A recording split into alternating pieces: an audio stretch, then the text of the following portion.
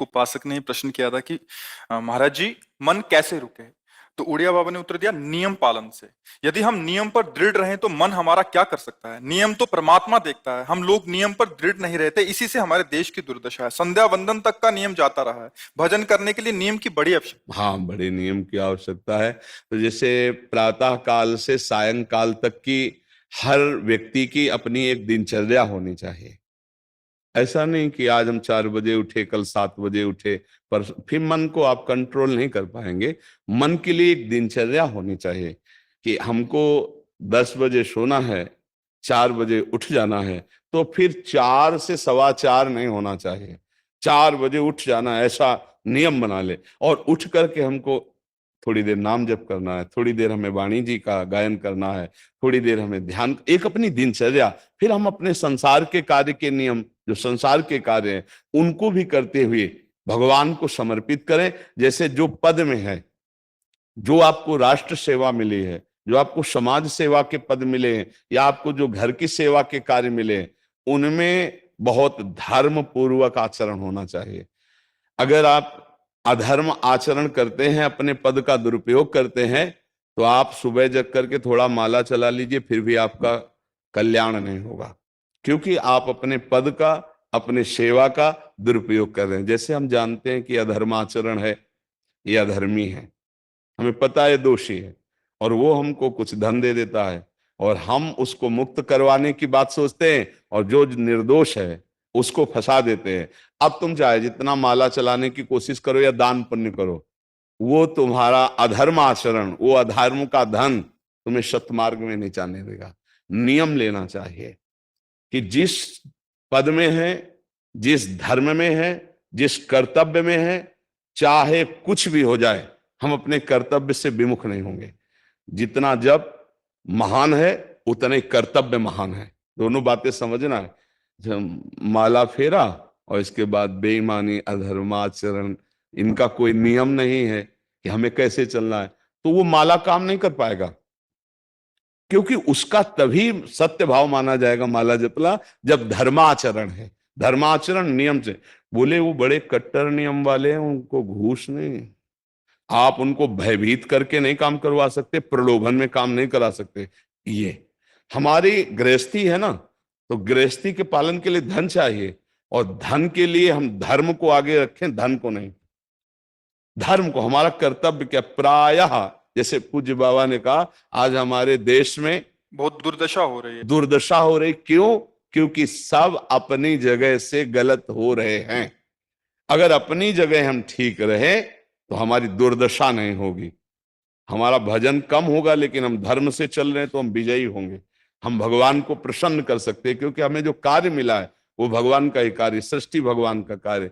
जैसे नए बच्चे कुछ वकालत पढ़ रहे थे, तो यहाँ आके प्रश्न किया था कि हम जानते हैं कि वो दोषी नहीं है, हम जानते हैं कि वो दोषी है, पर दोषी हमें पैसा दे रहा है, तो हम वकालत पढ़ी इसीलिए, हम उसको जिताएंगे, फिर क्या कोई पाप है? तो उनका खुला पाप है।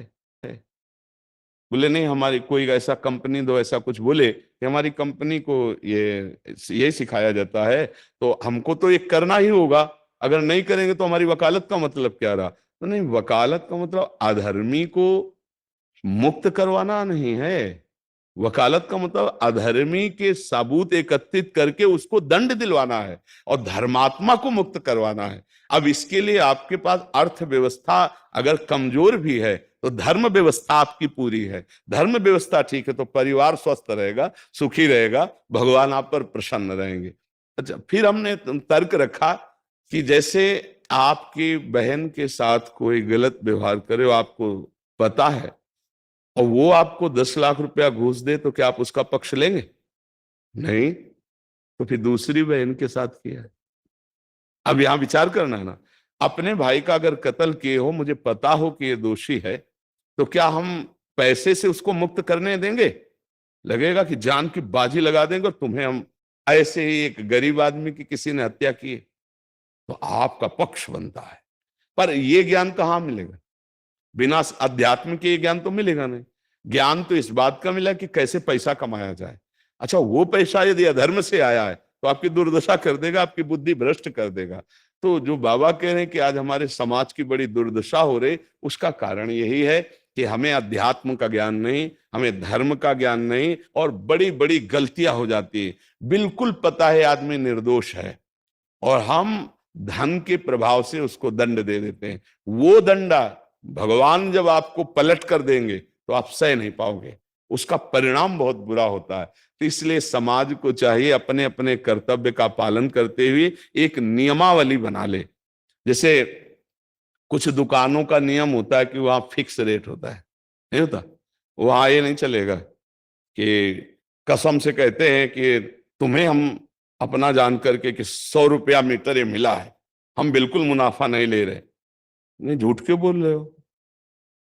दुकान खोले हो मुनाफा के लिए, झूठ क्यों बोल रहे हो? नहीं लेंगे मुनाफा, हम जितने का लाए हैं उससे मुनाफा लेंगे, पर 120 रुपया मीटर देंगे, कपड़ा बढ़िया है, नाप फिट है, इससे नीचे नहीं उतरेंगे, हमें सफाई देने की जरूरत नहीं है कि हम कसम खाते हैं या ऐसा। जानते हो ये बिजली है, दुकान है, नौकर लगे हैं, तो इसका मुनाफा लेने के लिए दुकान खोलें, कोई दान करने के लिए तो नहीं। तो सबको पता है मुनाफा लेगा, लेकिन एक फिक्स दाम, उसे 10-20 रुपया का मुनाफा लेकर के हम उसको बेच रहे हैं। लेकिन झूठ क्यों बोले? बोले झूठ के बिना धंधा नहीं चलता? नहीं, ऐसा नहीं है। अब असत्य बोलोगे तो उससे जो आपको मुनाफा मिलेगा वो आपकी बुद्धि भ्रष्ट करेगा, और सत्य है कि मुनाफा के लिए है वही चीज, और आप एक फिक्स रेट में दे रहे, बढ़िया है। अब अगर आप कोई मिलावट करके भोजन सामग्री दे रहे हैं, आपको पता है, तो जो खाने वाले के हृदय में बैठे हुए भगवान है वो तुम्हारे जीवन में मिलावट कर देंगे, तुम्हारा जीवन महान दुखमय हो जाएगा। ये कहां समझा जाता है? एक आदमी सिंथेटिक दूध बना रहा है, उससे कहो ये अपने बच्चे को पिला, नहीं पिलाएगा। फिर ये दूसरे का बच्चा जब पिएगा तो उसकी हालत क्या होगी? दूसरे शरीर में जाएगा तो हालत क्या होगी? वो केवल धन की बुद्धि रख रहा है। एक आदमी घी में केमिकल मिला रहा है, एक ऐसे अभक्ष पदार्थ मिला है, वो स्वयं नहीं खाएगा, लेकिन वो होटलों में भेजा जाएगा, हजारों लाखों लोग खाएंगे, बीमारी बढ़ेगी, उसको रुपया से मतलब है। ये चीज, ये दुर्दशा हर जगह धर्म का ज्ञान न होने के कारण फैल रही, नहीं फैल रही। एक मरीज बीमार है, असली दवाओं में पैसे ज्यादा है, नकली दवा लेकर के असली के दाम में बेच देना, उसको बिल्कुल फायदा ना होना।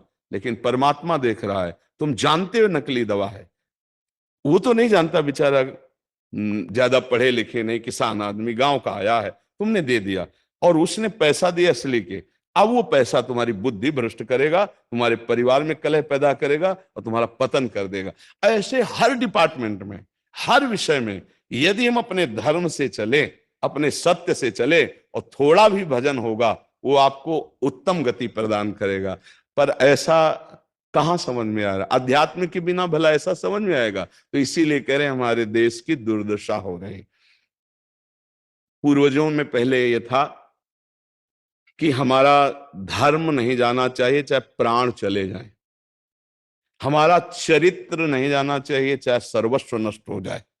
आज इसकी कोई परवाह नहीं, तो उसी से बुद्धि भ्रष्ट हो जाती है, जीवन एक पशुवत आचरण वाला हो जाता है, और वो अपने को बड़ा सुखी समझने लगते हैं कि हमारे पास बड़ा वैभव है। लेकिन प्यारे, उस दिन को याद करो जिस दिन तुम्हारा आखिरी समय होगा, ना तुम्हारा फार्म हाउस जाएगा, ना महल तुम्हारा जाएगा, ना बैंक बैलेंस जाएगा, ना कोई व्यक्ति, और ना ये शरीर।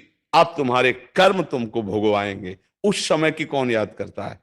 अगर उस समय की याद हो तो भय लग जाए कि नहीं नहीं, पाप नहीं करूंगा, क्योंकि जाना है यहां से। अच्छा, कब जाना है कुछ पता नहीं है, किसी भी समय ट्रांसफर हो सकता है इस शरीर से। तो हमें लगता है कि महापुरुषों के जो वचन है कि हमें एक नियम से जीवन जीना चाहिए, धर्म पूर्वक जीवन जीना चाहिए, अपने कर्तव्य का पालन करना चाहिए। जो हमारे लिए कर्तव्य, आज प्रायः धन प्रधान बुद्धि होने के कारण कर्तव्य स्वाहा हो रहा है। एक विद्यालय में विद्यार्थी के लिए जो गुरु पद में बैठा, उसका क्या कर्तव्य है? वो अपने कर्तव्य को भूला हुआ है। भला छोटे छोटे विद्यार्थियों को, जिनकी नींव पूरे राष्ट्र सेवा में, समाज सेवा में ये बन सकते हैं, अगर उनको हम सही शिक्षा नहीं दी तो उनका पूरा जीवन बर्बाद हो जाएगा। अगर उनको हम गलत सपोर्ट कर दिए तो उनका पूरा जीवन बर्बाद, क्योंकि नया जीवन है। और जगह जगह अपने अपने कर्तव्यों का यदि पालन किया जाए तो पूरा समाज सुखी हो जाए। लेकिन कर्तव्यहीनता आ रही, कोई अपने कर्तव्य को नहीं समझ रहा है। तो यही बात महापुरुष जनों को दुख लगता है कि अगर सब अपने कर्तव्य का पालन करें, धर्म का पालन करें, भगवान का नाम जप करें तो सब सुखी हो जाए। सुख सब चाहते हैं और आचरण दुख वाले करते, इसीलिए सुख नहीं मिल रहा है, परिणाम में हमें दुख मिल रहा है। सच्ची मानना, वो रुपया पूरे परिवार में अशांति पैदा कर देगा। और धर्म पूर्वक 100 रुपया लाओगे और 4-5 परिवार के बैठ के नमक रोटी खाओगे, आनंद से सोओगे, बड़ा प्यार रहेगा, भगवान की कृपा रहेगी। पर ये बात समझ में नहीं आती है। तो ये वृत्ति अगर छोड़ी ना जाएगी तो कुछ भी कर लो, कहीं भी दान पुण्य कर लो, लाभ नहीं मिलेगा। अगर दान देने की बात कही गई है तो धर्म पूर्वक कमाए हुए धन से। अगर आप मेहनत से कमाए हो ना, 10 रुपया दे दोगे ना, तो 10 रुपये का वो आटा लाके अगर 2 रोटी खाएगा तो खूब वजन होगा। वो आप 1 लाख रुपया बेईमानी कर रख दोगे ना, तो बैठे बैठे वो गंदा ही सोचेगा, भजन नहीं होगा। उसका गंदा सोचना और आपका गंदा करना, दोनों मिल करके, उसके कारण भी तो आप बने ना, तो आपका ही पतन हो जाएगा। उसको तो भगवान बचा लेंगे क्योंकि भगवान की शरण में। तो मुझे लगता है अधर्म के धन से कभी किसी को लाभ नहीं मिलता। तो अपने कर्तव्य का पालन करते हुए यदि नाम जप किया जाए तो बहुत जल्दी हमको लाभ प्राप्त हो जाए। बहुत सुंदर, मतलब ये चर्चा होती है, अगर आप लोग इसको धारण कर ले तो निहाल हो जाएगी। सच्ची कह रहे, ये जो बातें हैं ये बहुत सुंदर जीवन को पुष्ट करने वाली हैं, पर आप धारण कर लें तो बात है। नहीं तो जैसे लाभ दिखाई दे रहा 50,000, तो ये बातें भूल जाओगे, ये बातें अच्छी नहीं लगेंगी।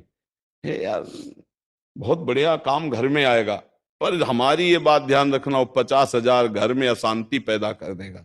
सच्ची मानना, आप धर्म से चलना, धर्म से चलोगे तो भगवान तुम्हारी रक्षा में रहेंगे। अधर्माचरण, देखो कैसी कैसी घटनाएं होती हैं। बढ़िया कार है, फिल्मी गाना लगाए चल रहे हैं, और वो एक्सीडेंट हुआ, आग लग गई, बाहर निकल ही नहीं पाए, वो अंदर ही जल गए। क्या हुआ?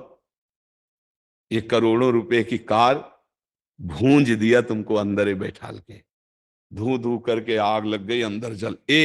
ऐसे जलना चाहते हो या भगवान के आनंद में चिंतन करके शरीर छोटे हो फिर दाह संस्कार हो ऐसे कि सब लोग भगवान के नाम का कीर्तन करते ही जा रहे, फिर आपका अंतिम संस्कार वहां जीवित जल गए? क्या हो सकता है? एक एक पल तुम्हारे कर्म का हिसाब होगा, एक एक सेकंड का। ऐसे कर्म करो कि हमारा अच्छा हिसाब हो, बुरा हिसाब। ये मत समझो कोई देख नहीं रहा, वो देख रहा है जिसको हिसाब करना है, वो देख रहा है। उसके लिए कोई वकील या किसी सबूत की जरूरत नहीं होती, वो सर्वांतर्यामी आपके अंदर बैठे ही देख रहा है। तो सदैव जैसे सत्संग सुन रहे हैं, तो अगर हाथ जोड़ के प्रार्थना है, थोड़ी भी बात मान लोगे तो आप सच्चे सुख के मार्ग में चलने लगोगे। नहीं तो भाई बहुत गंदी हवा चल रही है, माया की बहुत गंदगी ऐसी फैल रही, कलिकाल है ना, कि ये बातें किसी को पसंद नहीं आती। वो बात बताओ कि हम कितना रुपया कमा ले, कैसे कितने भोग भोग ले, और वो अध्यात्म में नहीं है। आपको सच धोखे में मत रहना, अध्यात्म में है। जितना आप धर्म से चलोगे उतना सुखी होगे, और लोक में जितना धन मिल जाएगा उतना सुखी माना जाएगा। लेकिन वो सुख नहीं है, वो चंद मिनट के लिए हाइलोजन की तरह जलेगा, फ्यूज हो जाएगा। और धर्मात्मा दीपक की तरह जलेगा, पर बहुत काल तक चलता रहेगा। इन बातों का चिंतन कीजिए, खूब नाम जप कीजिए, और भगवान के भरोसे रहिए, गंदे आचरण मत कीजिए।